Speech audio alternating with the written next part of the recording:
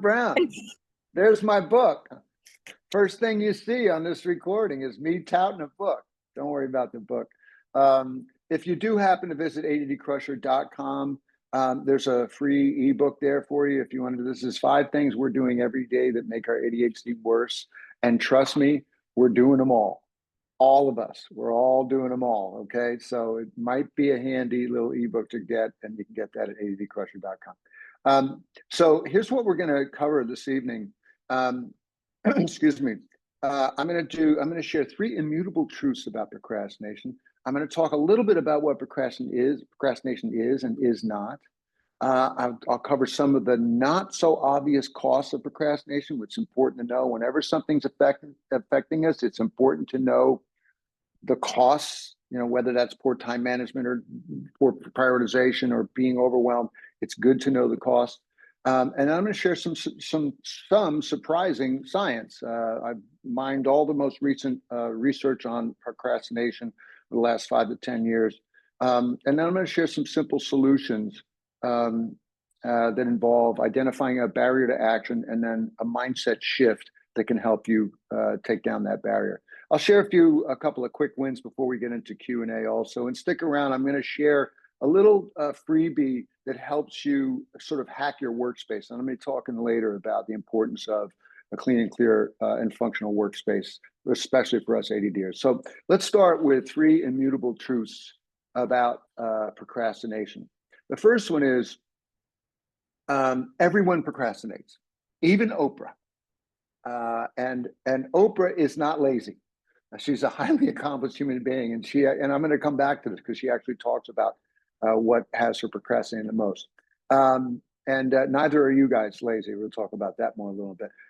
Immutable truth number 2 about procrastination is that it is about conserving energy. More than anything, it's about conserving energy and avoiding discomfort. That may sound a little weird, but I'm going to explain exactly why that is true from the research. And the science holds much more about the whys of procrastination. So we're going to dig into that. The last immutable truth is that massive traction, real difference can come from just being aware of why we're procrastinating, and then a handful of small and easy things that we can do, especially if we just do them repeatedly. I'm all about small and easy stuff. I don't go into the 13 steps of so-and-so. I don't depend on motivation or willpower to help my clients to do things. I try to make things easier. You can drive motivation or you can drive things to make them easier. I like to go this way. That's a BJ Fogg model at Stanford, by the way. All right. This is one of my favorite quotes. This is from a friend of mine and a serial entrepreneur that I consider to be the Richard Branson of America, but you'd never heard of him. He keeps a very low profile. He says that the actions that lead to an extraordinary life are actually small and easy. And the trick, of course, is to identify just a handful of certain actions that really resonate with you and then bang away at them pretty consistently. And when I share something today that resonates with you, it's because you see a powerful truth in it. So I invite you, before we even begin, to just think about embracing just 1 or 2, maybe 3 things that I shared that really resonate with you, and then work on putting them into action repeatedly. All right. This quote is one that I think that I am proof, because I've never had a major breakthrough in my life. I've just always been working little things, simple things, and trying to do them consistently. Quick story that relates to my obsession with crushing procrastination. By the way, I fight the fight every day like everybody else does. I have not solved the problem. I just got a lot more tools and a lot more know-how. And I also got research on my side, so that helps. All right, so quick story about why I'm obsessed with procrastination. So I was an advertising exec until 2015 or so, which was a few years after I started ADD Crusher. And I will never forget, I was down on a TV commercial shoot down at Orlando, at the Universal Studios Orlando, and I was in my rental car. I had my boss in the back seat and my client in the passenger seat. All right. And when I think about it, my hands almost want to get clammy and my gut wants to curdle just thinking about it. Because, and the picture I'm going to show you is I found on the internet, but she looks just like the person who was the producer on our shoot. She came to the car, my client's in the passenger, she bangs on the passenger side window and is yelling at me saying, Alan Brown, because of you, we have 37 crew members and a $10,000 a day director who are standing around unable to start shooting these commercials because we still don't have legal approval on the TV scripts, which you were supposed to do weeks ago, which was true. Absolutely true. One of the worst days in my advertising career. It's amazing that I survived it, but it was sadly kind of all too common because this is how I felt most days. And that might have been how my desk looked too. And whether you feel like this some days or even most days, I know that everyone here can relate on some level. So let's talk about what procrastination is and is not. It is the voluntary delay of some important task that we intend to do, despite knowing that we will suffer as a result. I'm just going to repeat that. The voluntary delay of something important that we know we will suffer as a result of not doing it. All right. Now, if you delay one task because you have legitimately calculated that this other task is of greater priority or utility, then that's not procrastination, since the delaying may in fact be in your self-interest. But avoiding your difficult top priority and escaping into an easier lower priority activity like checking and deleting your emails, reorganizing your snow globe collection, this is not in your best interest. All right. I just ask this question whenever I present this. Escaping into time wasters, and that could be, again, your emails. It can also be, it could be social media. It could be any kind of media. It can be, again, just doing easy work. It could be doing the dishes, which those need to get done, but doing the dishes instead of doing the thing you sat down to work on. That's kind of our outlaw brain saying, hey, this thing that we were going to work on is really hard. Let's go do this easy thing first. That's called butt firsting. These are all escapes. And I just invite everybody to consider what might be your top escapes. I know that mine have been, in the past, they have been news headlines. I'm a news junkie. I come from a news family. My father was a broadcaster on KYW, all news radio, when I was in first grade. I don't know if that's still around in Philly, KYW News Radio. Anyway, he worked for them. So I'm a news junkie. And that used to be one of my big escapes, not so much anymore. Social media, of course, I used to escape into a lot. And I would do a lot of butt firsting. Well, I don't really feel like doing this, so let me just do this easier thing over here. So consider what might be your escapes. Another thing about procrastination is it always kind of feels good in the moment. Oh man, it sure is nice not having to go down to that stinky basement and do that stinky laundry right now. You know what? I'm in a better mood now, and we're going to talk about mood regulation in just a second. But it always feels good in the moment, but then, you gotta pay the piper. So it's not so nice when you got to pay the bill, so to speak. Another thing that procrastination is not is laziness. We are here because we are pained by our procrastination. We are not lazy. Lazy is not caring. We care, or we wouldn't be here trying to figure this out. We're always trying to figure out our procrastination. Laziness is for folks who I suppose can afford to be lazy. We can't, and that's why we're here trying to figure this out. So let's get into some of the costs of procrastination before we get into some of the science.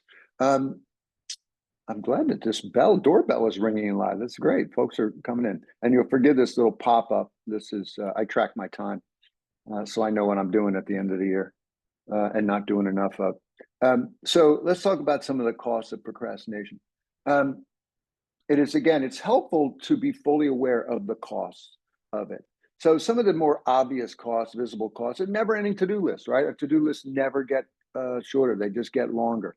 The frustration. Oh my God, I blew this off and now I got to pay the late fee, or I'm 2 years behind on my whatever. It's a frustrating lifestyle, if you will. And then there are lost opportunities. Certainly early in my career, before I figured out my ADHD, I probably missed on some promotions and raises. And maybe it's just, the opportunity, missed opportunities to spend more quality time with your family, your loved ones or friends or whatever, because you're always trying to catch up, et cetera. But then on the not so obvious side, there's wasted time and energy. You think about, how much longer it takes us to get something done if we're continuing to procrastinate. We start, we stop, we start, we stop. But also the energy expended in procrastinating itself. There's a quote I think I have later in the presentation about how the act of procrastination is usually kind of more exhausting than the actual doing of the task, because we're calculating, we're making excuses, and again, we're frustrating ourselves. So that's an energy burn too. And then there's something known as the Zeigarnik effect, and some of you may have heard about this. It's named for the Soviet, a female researcher in the Soviet era back in the 30s who discovered this. But the meaning of it, the definition has shifted in the last 50 years or so. And what it refers to is, I don't have my fake to-do list here, but when we're looking at a long to-do list, or we open up our emails and there are these, 183 unopened, maybe for some that I work with, it's 85,000 literally. But or a pile of stuff, pile of papers, when we're confronted with a lot of undone to-dos, the Zeigarnik effect, what it says is that knowing that those things are undone, all those open loops, they steal energy and focus away from our brain, not literally, but they occupy part of our bandwidth. And so that's the Zeigarnik effect. So when we are procrastinating a lot and we keep carrying over to-dos, and we got the long to-do list, we got the unanswered emails, et cetera, the pile of stuff or the pile of boxes over there, it is taxing us. When we try to sit down and focus on something that we do really want to get fired up to work on, we have less available energy and focus because of all these undone things. So that's a real thing. And then there's the shame and the self-doubt. When we're procrastinating a lot, we are doubting whether we're actually able to do the things that we are supposed to be doing in our lives. And there's a lot of shame about, being late, procrastinating, handing things in late, getting yelled at, having the family members angry with us, just all that stuff. We don't have to get into that any further. And then this is all costly to our stress and our well-being. There's some pretty ugly research on the impact on chronic procrastinators of living that life, but I won't touch on that here. This is a great quote from David Allen, who wrote "Getting Things Done." Much of the stress that we feel doesn't come from having too much to do; it comes from not finishing what we started, and I'm a big believer in that. Just a quick survey. I like to ask this question when I'm doing an important presentation like this. So what might be possible for you? Just, you don't have to say anything or put anything in the chat, but just give some thought to what could be possible if you never procrastinated, if it were not an issue for you, if you sat down when you wanted to do something and you were able to start on it, move it forward, maybe not finish, but move it forward. You're able to check things off your to-do list, and not just things, but the important things, the tougher things. You're getting your taxes done on time, et cetera. What would be possible in your life? And when I do a masterclass on this topic, I ask the question, and a lot of folks come back with things like, well, I'd be able to finish that MBA and get a better job, or I'd be able to finally finish that certification, or I'd be able to learn that language that I've been putting off learning before I go on my trip, or whatever. There's always really juicy stuff. So I just invite you to think about the possibility that is on the other side. And the reason I love to ask this question is because our ability to crush procrastination is the surest path to having more spaciousness and accomplishment in our life. Think about having that to-do list cut in half, or those emails, not having a gazillion of them in your inbox. The spaciousness that it affords, the spaciousness of having not so much stuff around, unpacked, not put away, et cetera. So it's both figurative spaciousness, mental spaciousness, but also physical. And then accomplishment. We will accomplish more. So juicy stuff. And then I'm going to do what's known as the golden question. A lot of different presenters use this, particularly in inspirational presentations, which this is not really. But the golden question goes like this. Are you willing to believe that you can fight back against procrastination by just taking some repeated action on just a handful of ideas, the ones that resonated most with you this evening? And the reason we ask this question is because I'm sort of inviting everyone to just crack that window open a little bit, because if you can't look at this and go, yeah, okay, I'm open to it, then you're not going to be open to what I'm sharing, and you might miss an opportunity to take up one of the things that I'm going to be sharing and then using it. So I just invite you to just crack that window open just a little bit. Okay, let's get into and also what I do again with a big crowd, and if it's a big thing, I will, like I did with the when I presented this in front of a couple hundred people at the conference a few years ago, is I would invite folks to write down an affirmation to say, yes, I am willing to believe that I can, but this is just for decoration here. So let's get into the surprising science around procrastination. The first thing is that procrastination is in our DNA. I know it sounds crazy, but it's true. We are still wired the same way we were 200,000 to 300,000 years ago, when we were really motivated to do kind of one thing above all else, which was to relieve the discomfort of hunger by finding food. It's also, finding a mate, finding shelter, et cetera. But it was really, we were not, when we were not hunting or gathering, we would focus on seeking comfort and conserving our energy for the next hunt, kicking back in the warmth of the sun or a fire. My cat is over here in his little pup tent there next to the living room window. And he, like dogs and other cats, is resting 16, 17 hours a day, because in his brain, he is still very much wired to not be running around doing shit. Yeah, he likes to play, but that's part of the social aspect of the cat. And also it is practice for the hunt, et cetera, and defending themselves. But most of the time they're sleeping because their brain is saying, we stay at rest until we have to get up and go. So animals in the wild are sleeping most of the time for the same reason. All right. And we are wired to avoid discomfort. And so whenever something is uncomfortable, we will tend to avoid it. We are also, again, we are wired to conserve energy, right? And it's no wonder that when we're confronted with something that is uncomfortable, difficult, and that we know will suck a lot of energy out of us, that we will look for escapes. Oh, you know what?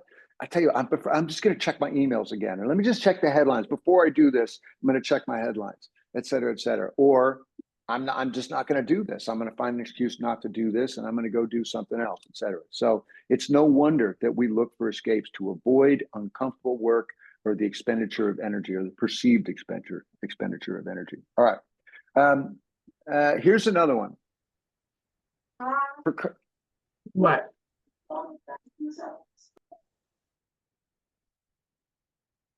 Is somebody asking a question, or? I think that was an accident. Okay. All right. So if somebody's not muted, you mute yourself. Procrastination is also what's known as present self-care. Let me just tee this up. We are hardwired to prioritize short-term over long-term needs. And a guy, Dr. Hal Hershfield at UCLA, he says, we weren't designed to think into the further future because we needed to focus on providing for ourselves in the here and now. Again, that goes back to our DNA. But so we wouldn't be basking in the sun planning next year's hunting schedule. We would default to present self-care, but only until, all right, you guys hungry? All right, yeah, now let's go. But we are taking care of ourselves in the present. Again, it involves avoiding discomfort and any exertion of energy. But here's the interesting thing about the present self-care.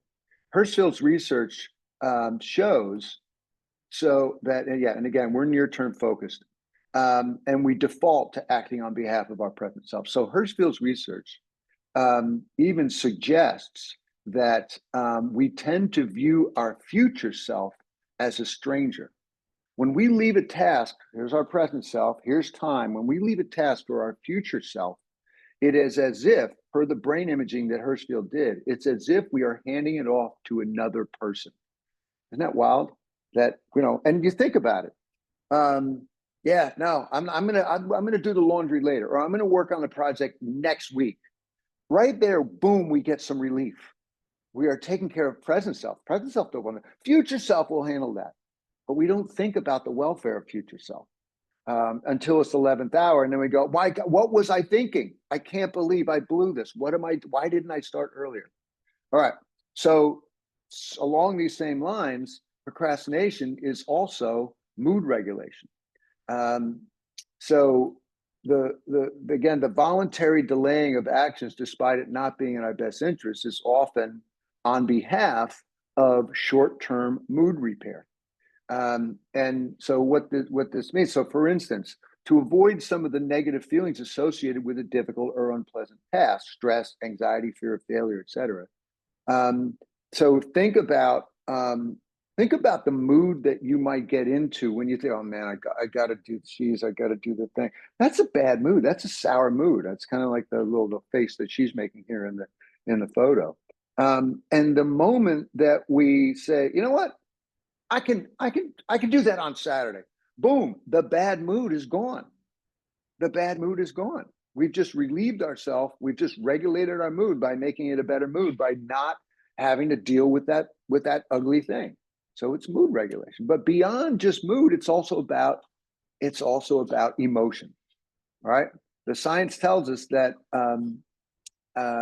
negative emotions that particularly dreaded tasks can generate, like fear, resentment, and self-doubt, create, of course, the desire to procrastinate.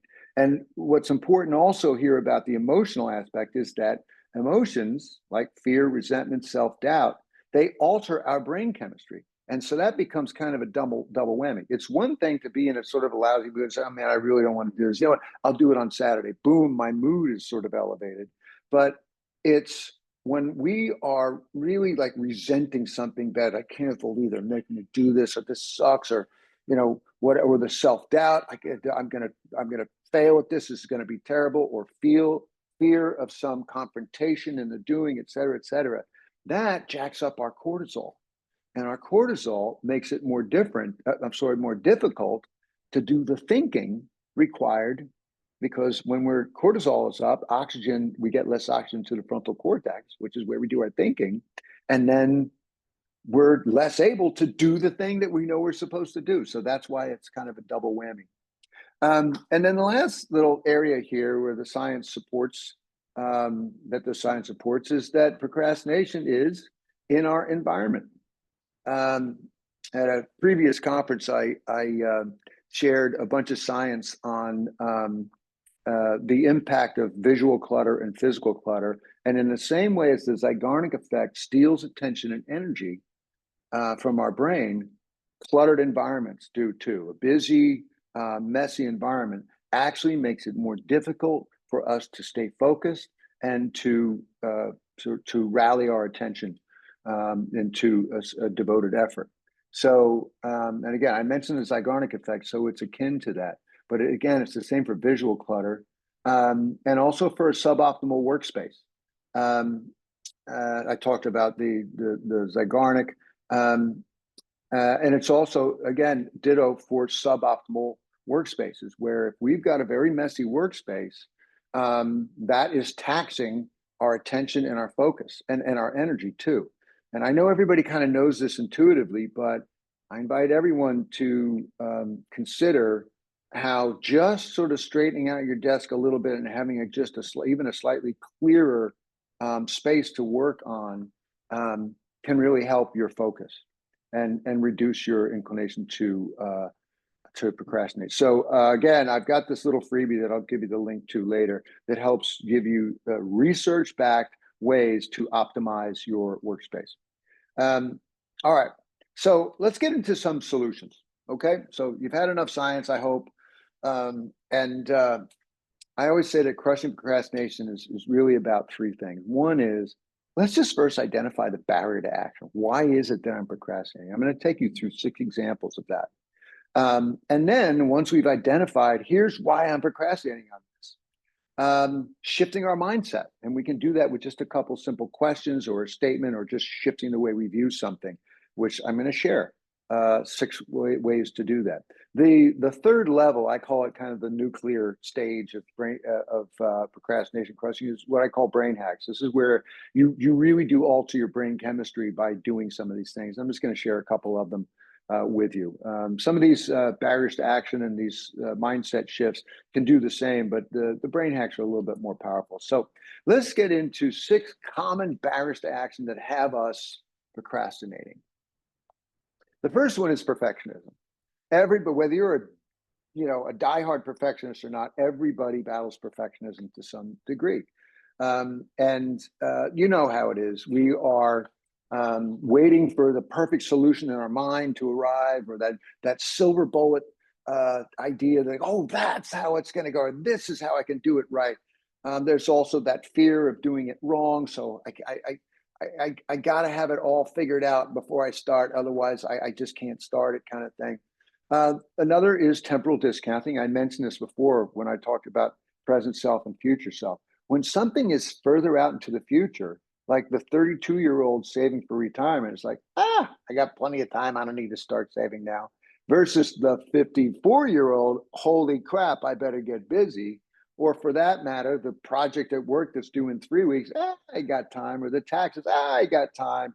Then 3 days before, you're like, oh, crap. That's temporal discounting. That is a barrier to action because we relax. We go, no problem. Everything's good. I can procrastinate. That's a barrier to action. All right, dude, you need to relax. All right, everything's going to be okay. And he speaks English, by the way. All right. I love this mug, although there's a grammatical error in here. I'm sure you'll spot it. But it says, tomorrow, a mystical land where 99% of all human productivity, motivation, and achievement are stored, right? On Saturday, I'll have the energy, I'll be in the mood, and I'll have more time. That's when it'll get done. And then Saturday arrives, and we got the same. I don't know. All right.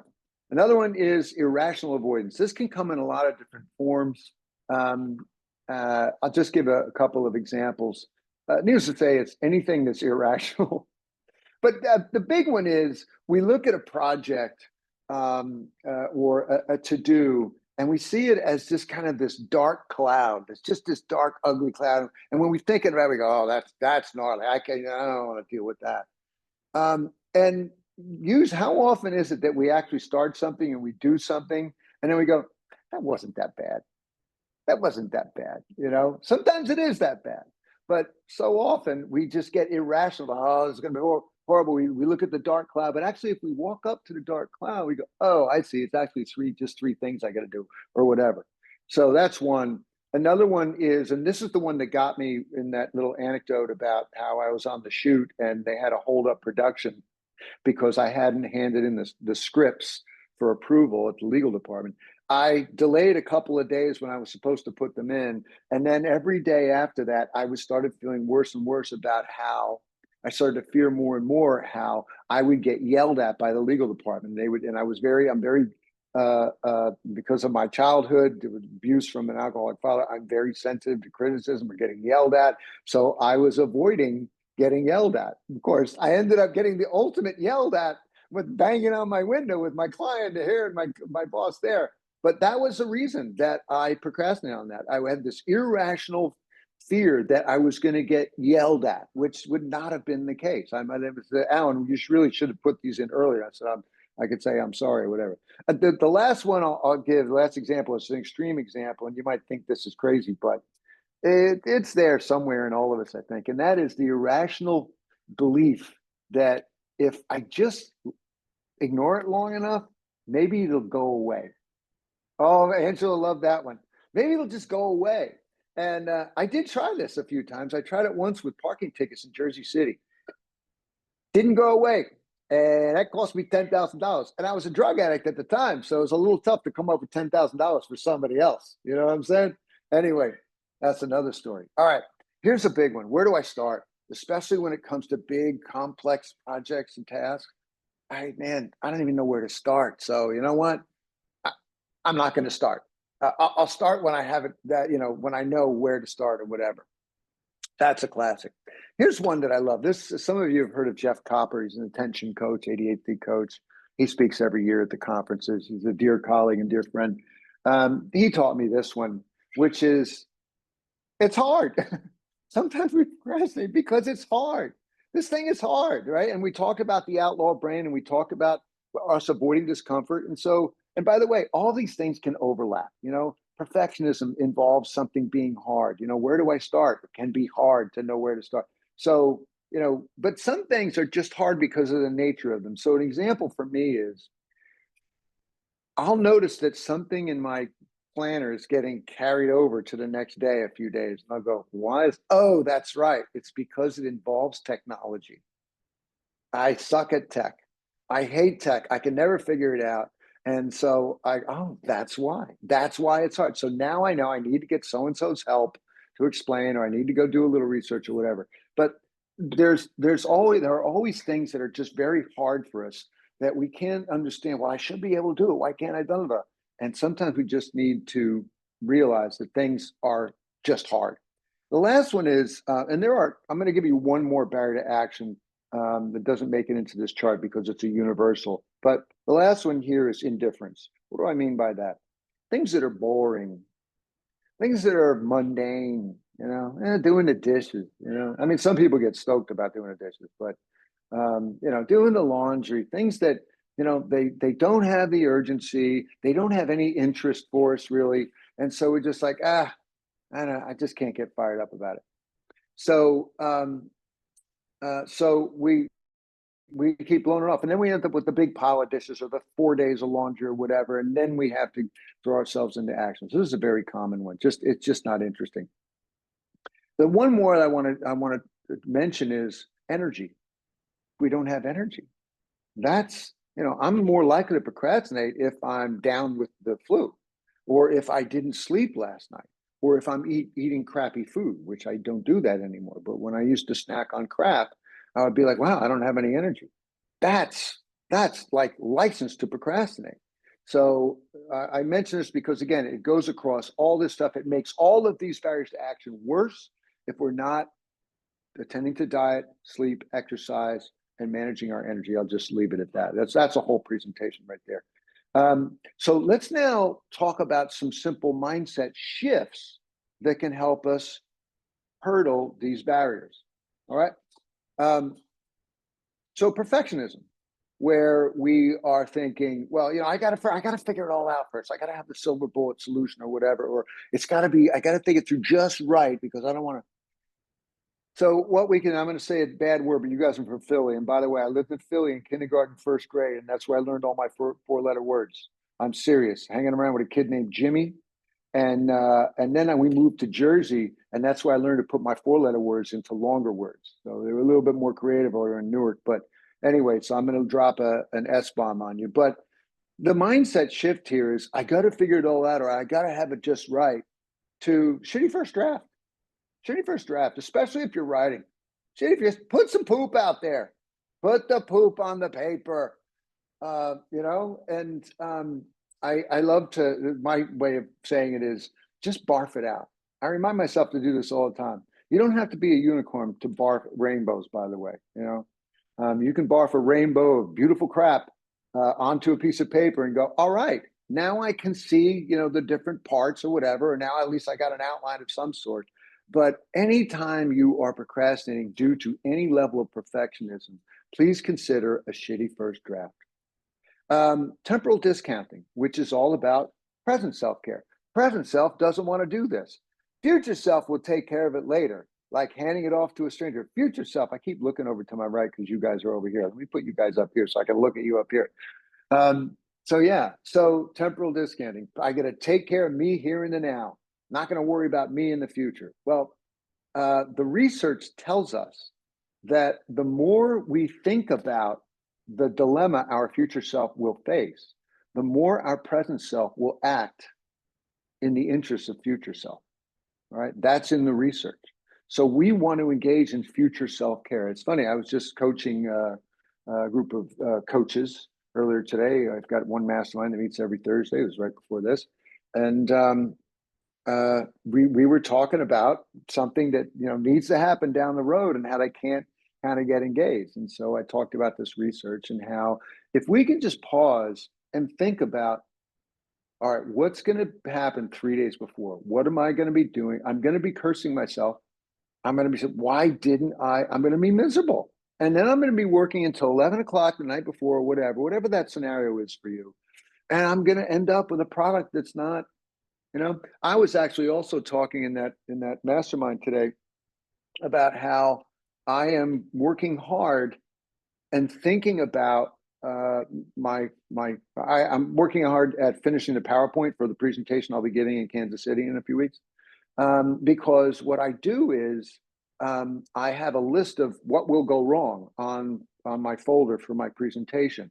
And number one thing that will go wrong if I don't think about my future self, I will be changing this PowerPoint or fixing it up the night before.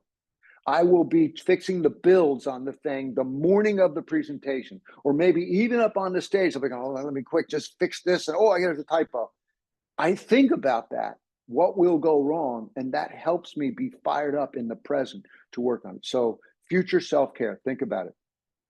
Irrational avoidance. And again, I gave a few examples, but it could be just anything that just is irrational. And we do it a lot. And the trick here is to shift from the irrational thought to just asking, is that true? Is it really true that this project is going to be that painful? Is it really true that somebody's going to punch me in the face for bringing these TV scripts down to the legal office and handing it in with only 4 days to go instead of a week in advance? Is it true?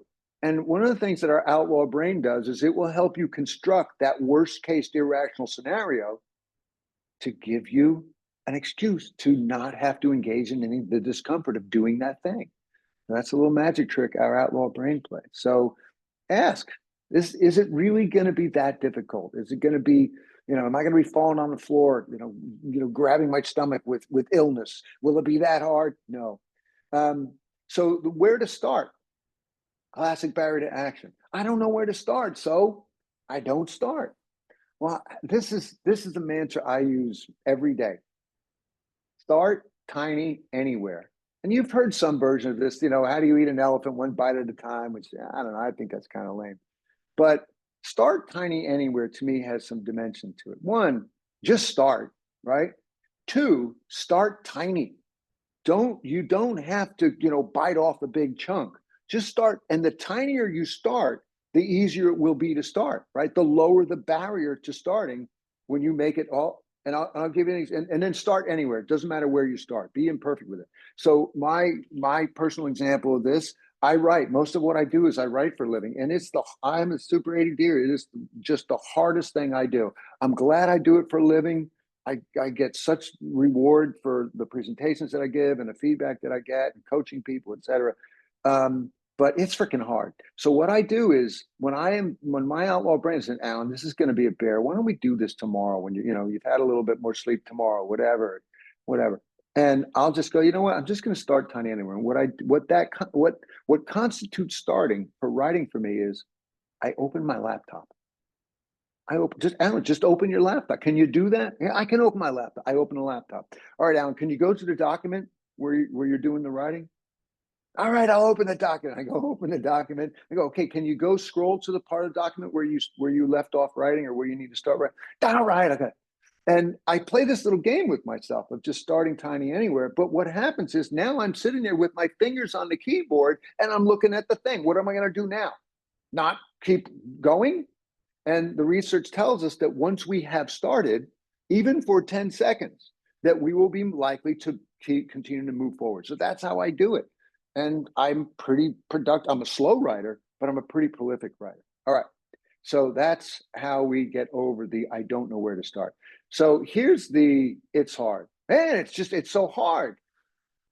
First, we got to realize that the reason we're procrastinating is because something is hard. And that goes with all these. We need to examine why is it I'm procrastinating, right? This one can be tricky. So it's hard. Here's the question to ask. And again, I credit Jeff Copper with this. What exactly is hard? All right, so tech, Alan, is hard for you. What exactly is hard for you? I won't go give you my spiel on my tech thing, but when we can ask, well, what is hard about it? Is it that it's something you don't know what to do well? Is it something where you have to ask someone's help on? Is it something where, my goodness, I just realized I don't really have time. I've got to schedule a long time to be able to do this, and I never find it available in my calendar. So maybe I got to put it on a weekend or whatever. Just asking, what is hard about this? It's a lot like asking, why am I procrastinating on this? But just ask, what's hard? And again, for me, the tech, that I know what to do when I realize, oh, just because it involves tech. So just ask. Maybe you put a sticky somewhere that just says, ask what's hard, because that could apply to all of these in a way, right? Why am I avoiding this, or what is hard? All right. And then indifference is, again, with mundane tasks, things that are just boring. Oh, it's so boring. It just doesn't interest me. There's a thing, a concept known as inherent value, and everything has some value. Um, and uh, uh, and whether that is doing your dishes, the opposite of that is having 3 days of dishes pile up, which completely sucks. Having your laundry sit around long enough that you're starting to get mildew and mold, which then you have to do a second, a double, wash it, whatever that thing is. When you don't change the oil in your car, you you're going to have a problem. Um, that's just saying, what is the value of doing this mundane thing? Um, I was working with an attorney just last night who was saying, my biggest problem, and this is every attorney I work with, same problem. Billing sucks. I hate billing, and yet it's the fuel of my business. And so what we talked about is the inherent value. And I just shared in a nutshell, I shared, view your bills as dollar bills. View your invoices as, $1,000 checks, because that's what they are. And if you look at them that way, you can see the value in doing this uncomfortable work. So billing is mundane. I don't like to have to do it. I'm a lawyer. I like lawyering. I don't like, administrative. See the inherent value. So I know you're going to have questions. Hope you'll have some questions. And by the way, if you've got a particular challenge, I'm game for that too. Let me just share a couple of real quick wins. Again, identifying a barrier to action. Number one, shifting your mindset. And I just hopefully one or two of those mindset shifts have resonated with you. I encourage you to grab onto that, write that down. And then I'm going to share a couple of brain hacks here. One way to hack your brain is to create one place of peace. I won't go back to the research about how an uncluttered space helps you with your attention and focus. I'll just mention it there. But there are opportunities for us to create a fortress of solitude, if you will. Maybe it's not at your regular desk. Maybe it's someplace else in the home. I have 4 places where I work around the house. Here, which is not ideal, out in my studio, on the pergola outside. I live in San Diego. I'm very lucky. But I do my heaviest lifting up in the attic, where I've got a cleared space in front of a window overlooking San Diego Bay and downtown. And I've got a little table and a comfortable chair and a bag of Ritalin. Because that's, but I use less and less of it every year. That's another story. But and it could just be a sunny chair somewhere. Just some place where there isn't a lot of noise. Maybe it's someplace where you only go for your hardest things. That's what I use the attic for. I don't go up there all the time. To your home, see if there's a little spot. Again, it could just be a comfy chair. If you're interested in this little checklist, it's a 5-pager that just gives you ways to optimize your space. You can your workspace. addcrusher.com/workspace. I'll share that link again, but go grab that. And then I want to come back to the Zeigarnik effect and a way to beat this. So again, the Zeigarnik effect is where a lot of undone to-dos just freak us out, paralyze us, and steal energy and focus from us. With regard to this Zeigarnik effect, it's not just psychological, it's also physiological and neurochemical. And I may have mentioned this before when I talked about it. What's happening in your brain when you are staring at your long to-do lists is that your cortisol again gets jacked up. You're reducing the oxygen to your brain, and you're hobbling your frontal lobe, which is where your actual thinking is supposed to take place. Again, this is why you're so likely to escape into some comforting behavior instead of plowing into the uncomfortable work. All the harder when you've got a bazillion to do, right? But what if you had no piles, no unread emails, or no emails you had to respond to, and only one to do, right? Imagine what that would feel like. Just one thing you needed to work on, one thing you could bring all your focus, energy, and loving creativity to. How awesome would that be? And this, if you had that feeling, you would be zapping the Zeigarnik effect. And you can give yourself this simple psychological and neurochemical feeling with this simple hack that I'm going to share. So what you want to do is take a blank sticky, and I've got a little replica in here that I'll share with my marker. I don't have my marker handy. But take a blank sticky and write across the top of it. I do this 3-4 times a day. To do. So now, and put whatever to-do list on your phone and your planner, put them out of your line of sight, right? And so now you have a to-do list. As far as your brain is concerned, what your brain is seeing is, I've got a to-do list with nothing on it. Okay, cool. And now I'm going to write the one thing I've decided to work on. Ideally, it's one of those tough things, right? And I've written that, and I just write one thing, or I write the actual thing, but here I'm just writing one thing. And so now you've got a to-do list with one thing on it. So it's a simulation, if you will, of this I will do one thing today visual, right? And this, again, is way more powerful, way better for your brain chemistry and your psychology. You go from this paralyzing, draining brain chemistry generated by this noise to the brain chemistry supported by this. Now, what you do is you put your new to-do list on a clean surface. I put this either here on my left, so it's in my line of sight. Again, my phone's moved away, or up in the attic, I got a wall, and I put it right on the wall so I can see it out of my corner of my eye. So I'm not forgetting what I'm doing right now. And then what we want to do is make what's known as an assertive declaration. And that means that we're going to say out loud, this is what I'm doing. This is what I'm doing now. And I point at it and I say it out loud. That's called an assertive declaration. And it's much more likely to stick in your brain rather than just, oh, well, I'm going to start on this now. You say, this is what I'm doing now. And then you put your phone upside down, top off your coffee, set a timer, get some protein in your tummy, right? And then set a timer for an hour or 90 minutes or whatever that is. And you will have more success by doing this little hack than if you were to just go, all right, I guess I got to work on this thing. You're building, in a way, a little sort of force field around this one task. It's a powerful thing. It's my most powerful brain hack that I've been doing for many years, and it's the one that folks that I share it with remember the most. So I invite you to take it up and give it a try. I'm going to share just 2 more slides, or 3 more, and that is, I want to quote my friend Bruce Lee here, who says, knowing is not enough, we must apply.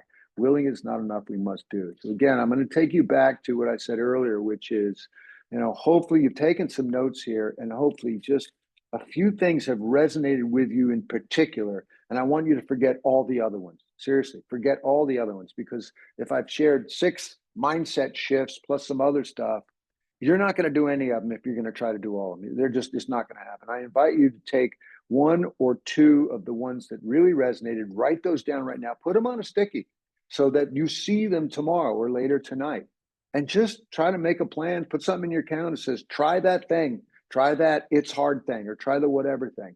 That's how change comes, from watching a presentation like this. Not going, wow, that was great. Wasn't that great, Angela? Yeah, no, that's great. I hope he presents again here. That's not how change happens. Change happens when we take action on 1 or 2 specific things. All right, a closing thought. Bottom line is, our own mind is the battlefield. This has not been about tools, right, for procrastination. It's just dealing with what's going on up here. We are psyching ourselves out. That's most of what we're doing with procrastination. We're psyching ourselves out, and we can change that mindset up here. And I just invite everyone to get curious about why they're procrastinating. What is my barrier to action? Is there some perfectionism going on here? Is it because it's hard? Is it because of some confrontation in the doing? etc. And be the witness to the voice in your head that's saying, be the witness when your brain is going, hey, your outlaw brain is saying, hey, let's not do this now. We got time on Saturday. Let's do it on Saturday. Watch for that. Listen, be the witness to that talk. The moment you become the witness to that kind of talk, the moment you can beat it. And the moment you can recognize it as, that's not really me. That's my outlaw brain trying to talk me into some comfort in the near term. All right. On a moment-to-moment, this is the quote I mentioned before, on a moment-to-moment basis, being in the middle of doing the work is usually less painful than being in the middle of procrastinating. All right. So the two goodies that I invite you to grab, ADHDcrusher.com workspace and that ebook, 5 Things We're Doing Every Day That Make Our ADHD Worse. And trust me, folks, we're all doing them. I'm guilty too at times. We're all doing them. Here are 5 things you can maybe stop doing or at least work on a little bit. That's it. I'm going to unshare. Well, I'll keep that up for a second, but I access the camera. No, thank you, PowerPoint. So I invite your questions, complaints. If you got a letter to the editor, I'm the editor.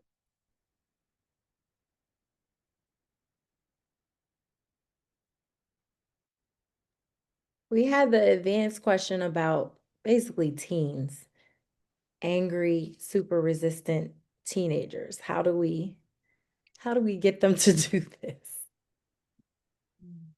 How do we get them to stop procrastinating, for Yeah. instance?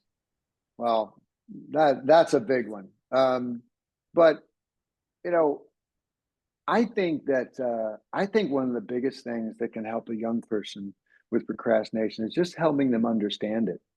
Understand, look, it's natural. Help them understand, look, it's natural. Of course you don't want to do your homework. Of course you don't want to take out the garbage. I get that. I get that you'd rather be doing something else. That's no problem. But here's the reality. I don't want to have to do so and so. I don't want to have to come pick you up, or whatever those things. I would rather be doing something else. But there are things we got to do to make our lives, better and easier. And so we're not asking you to do homework 24/7. We're just asking, to work on it for a certain amount of time or whatever. And then also you can probably help your student if they are procrastinating on homework or something else, to ask them what's hard about it. What's the worst thing about it? Or, try to find out whether there's some perfectionism involved. A lot of times it's just, I don't want to deal with this. I don't want to deal with you adults or whatever. But a lot of times it's because it's hard or because they're having trouble figuring out where to start. It could be an irrational avoidance. So you look to that, and this is being recorded, so you can come back to that little worksheet there, the pie chart. So that's what I would say. Help your young person understand what procrastination is and is not.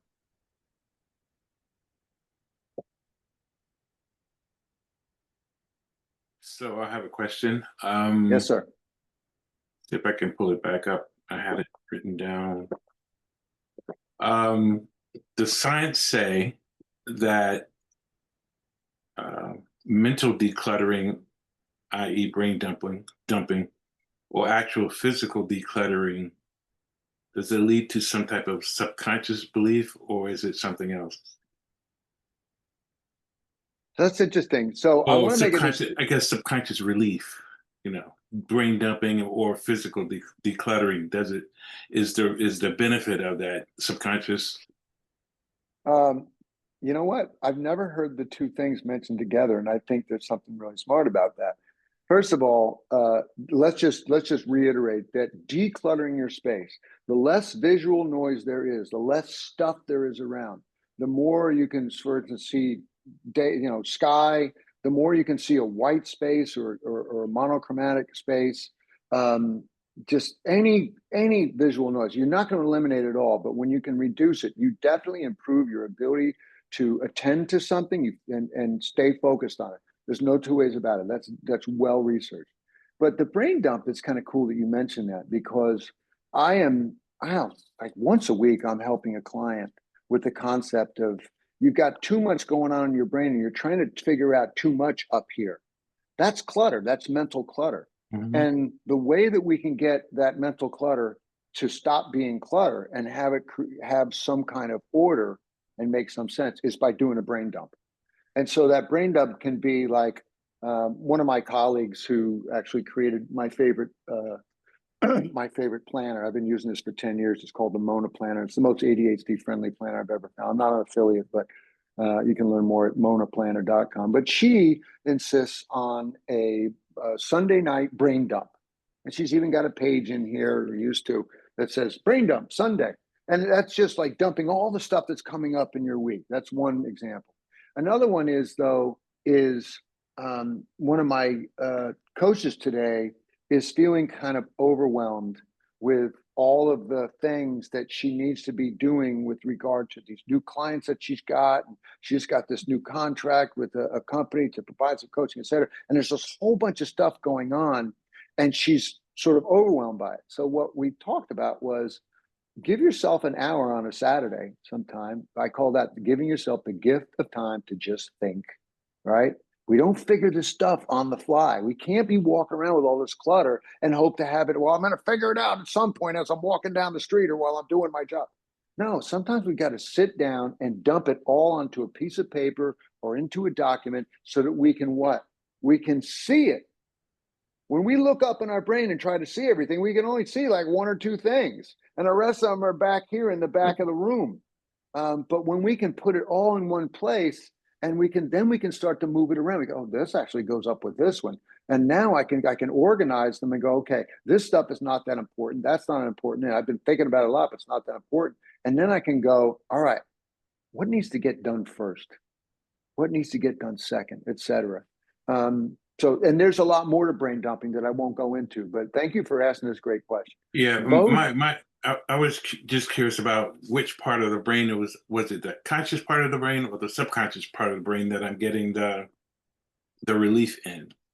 It's a good question, and I don't know exactly what the science would say. I'm going to guess that it's both, because when we are walking around trying to carry a bunch of stuff up here in our working memory or our short-term memory, it is taxing all of our brain, but it's also creating worry. It's creating stress. It's creating uncertainty, and it's creating the feeling of I am not settled. I'm not getting, nothing is happening positive with all this. And so that will affect your subconscious, and that will probably build on whatever self-doubt we have, lack of self-confidence, et cetera. So that'd be my guess. That'd be my guess, that yes, it's affecting both your conscious and self-conscious. And also, there's something, and this might be further support of that. There's a phenomenon where if we are worried about a bunch of things, when we write down the worries, give them a little bit, write them down on a piece of paper, we help not remove them, but we can give ourselves some relief from the worrying, because we put them in a different medium, and it signals to the subconscious that these things are now sort of sorted or put in some kind of order or whatever.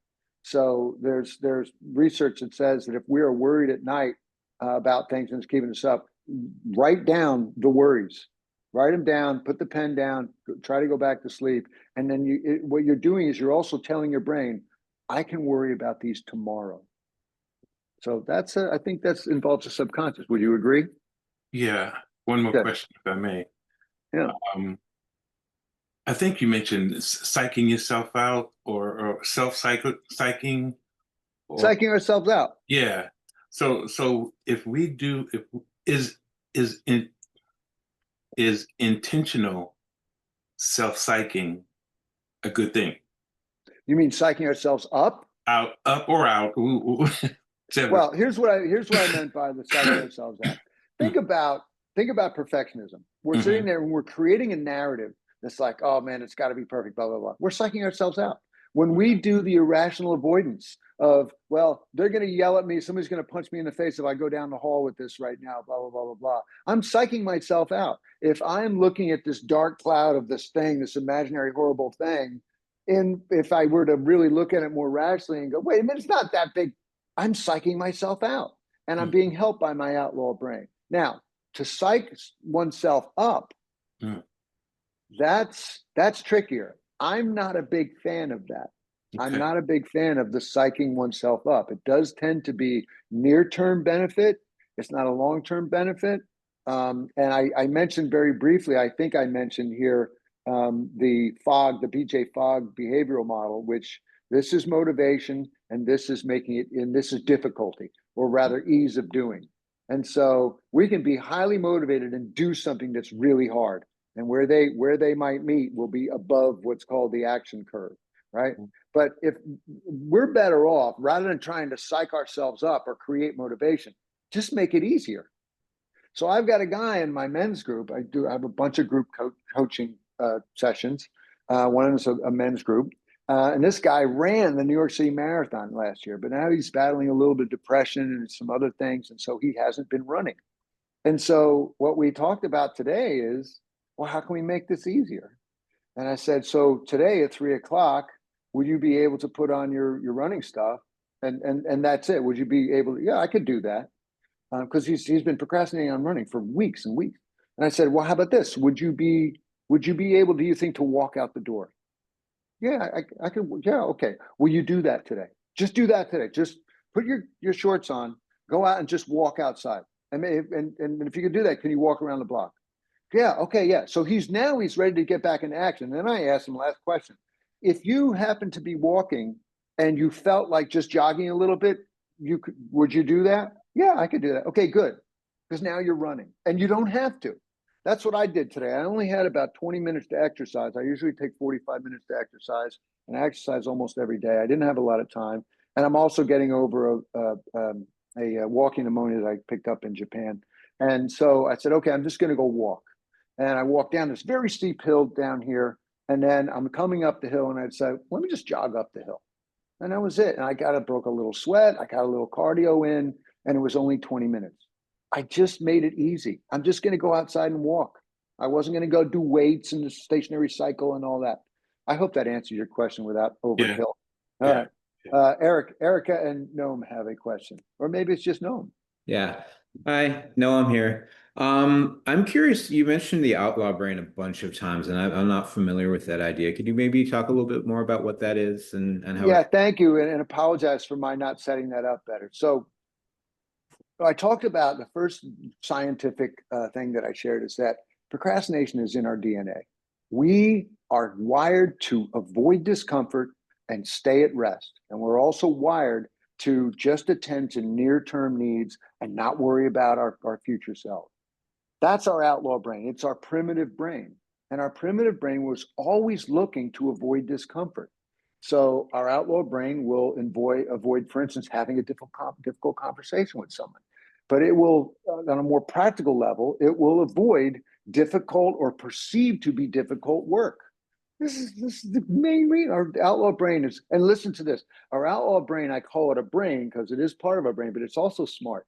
So our outlaw brain will do things like, hey, you already had 2 bites of that pint from the freezer. Why not just go ahead and have 4 more bites, right? That's our outlaw brain negotiating with us. Our outlaw brain will go, hey, you still got 3 more weeks. Let's start on it tomorrow. Hey, that sounds good to me. Yay, let's do that. Our outlaw brain will do something like, well, I need to wait for an answer from so-and-so before I can begin on this, which may not be true, but our outlaw brain convinces us that, okay, that's a good reason to thank you, outlaw brain, for giving me. So if we obeyed our outlaw brain all the time, we would be doing nothing until we had to hunt for food and open that can of SpaghettiOs, which I do not recommend, right? So that's what the outlaw brain is doing. Thank you for asking that, Noam. More questions? I got time if you got time. John Carey's talking, but you're muted, John. I hope you're asking a question.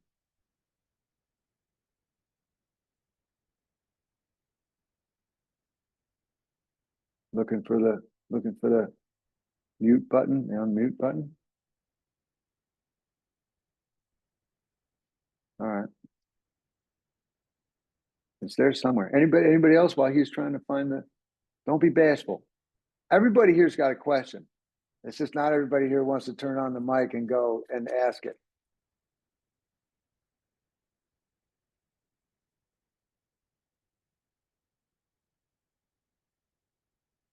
All right. And where did John go? There he is. John, are you still trying to find the unmute button? Or maybe he can't hear me. All right. Questions or thoughts from our, oh, there we Hi. go. Someone's got it right. Hold on, I I got to throw do. you some hearts. Woohoo! Oh, some confetti. Go ahead. I'm not asking you to review the whole presentation. Okay. But when you talked about the different reasons for procrastination, I forgot to write them down. There was there were six. What was like Yeah, the second one I think was kind of me, and I forget what it kind of you. kind of me. I If like not that. all of them, but yeah, I definitely. appreciate that. All right, so let's go and let's go back to the chart here. I'm going to share my screen again because I think everybody deserves to see this again. Again, I mentioned this is recorded, so you can come back to it there. So let me just get this to go full screen, and I'll just click through them again. So temporal discounting was the second one. Again, that's where we think, oh, I got plenty of time, so I don't have to worry about it. And again, you're Okay. aided in that by your outlaw brain, which say, yeah, we don't need it. Let's not do it. Your outlaw brain, by the way, is always whispering to you. It's always saying, let's do it. Yeah, and actually, I think it was more the irrational avoidance, like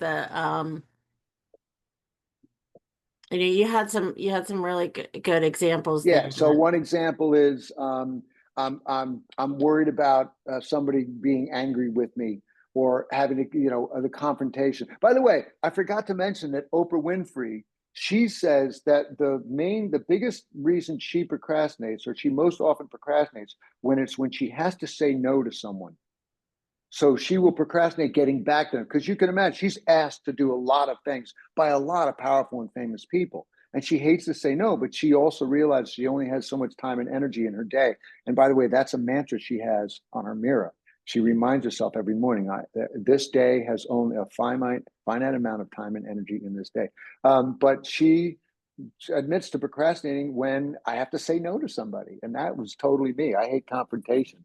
Another one was the crazy idea that if I just avoid it for long, ignore it for long enough, maybe it'll go away.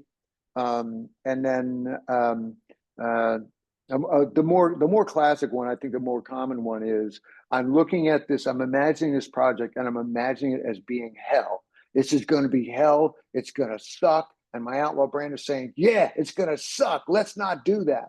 But if we actually walk up to it and look at it and go, okay, yeah, it's just this. Or, as I mentioned before, we end up doing it and we go, why did I make such a big deal about that? Yeah, that's me. Yeah. Right. So watch for that. Watch for that. Be the witness to that outlaw voice. All right. Anybody else have a question on any of these before I unshare this slide? And take a screenshot of it if you like. Thank you. Yeah, thank you for the question. The barriers to action is not exclusive to people with ADHD, right? No, So no, but they're worse. But they're worse. Okay, so I feel like that's also part of the reason why it's not diagnosed in a lot of us until we're adults. Yeah, I'm one of those Yeah. for sure. 37 years old. 38 years ago. No, I'm sorry, 28 years ago. I almost made myself 75 today. I'm only 65. Well, happy birthday again. Yeah, thank you very much. I'm so delighted that you guys spent my birthday with me. And I know one of you brought a cake, but I think you had to leave. Whoever brought the cake had to leave. And I hope you knew that my favorite is banana cream pie. But anyway, not really. Thank you all for being here. And don't forget to go check out addcrusher.com and a couple of freebies on there that I think will be a benefit to you. There are a couple of others on the website. Go check it out. Thank you for the little claps, and I'm going to throw you guys all a bunch of hearts again. Again, thank you all. Thank you, Angela. Thank you, Ingrid Shea. It's always a delight to be in your company, and I look forward to seeing you both, hopefully, at the conference in just a few weeks. Oh, thank you very much. Thank you so much. being Thanks here. well, for coming, everybody. Alan. We can't wait My to see pleasure. you also. Yeah, my pleasure.